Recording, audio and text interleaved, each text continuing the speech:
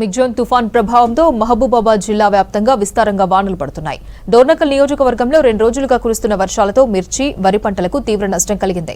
గాలివాన బీభత్సంతో నియోజకవర్గ వ్యాప్తంగా చేతికొచ్చిన వరి, మిర్చి పంట నీటిపాలైందని రైతులు ఆవేదన వ్యక్తం చేస్తున్నారు. లక్షలాది రూపాయల పెట్టుబడి నీటిపాలైందని వాపోయారు. ఇప్పటికే తెగుళ్లతో నష్టపోయిన తమను వానలు మరింత కుంగదీశాయన్నారు.